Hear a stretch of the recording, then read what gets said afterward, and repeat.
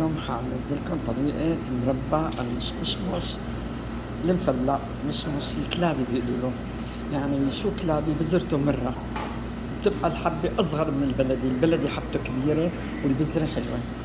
بقى هذا حبته الوسط، يعني مو كتير صغيرة ولا كتير كبيرة، مرات تجي صغيرة. المهم شو مفلق؟ يعني كلمة مفلق يعني بنقيم البذر منه، بنفلقها، بنغسل المشمش وبنقيم البذرة وبنغلي شوية قطر ما مكتر، لأن المشمش مرات بزل سوائل.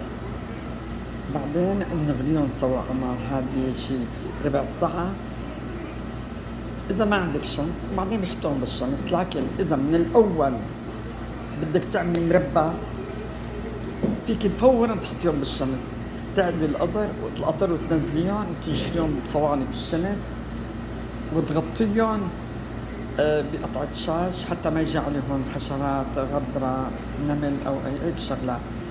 بقى بنقول له مشمش مفلق، يعني لأن قسمناه بالنص وقلنا البذرة. اللقاء يا أصدقاء، بدي أكتب لكم طريقتها جنب الفيديو.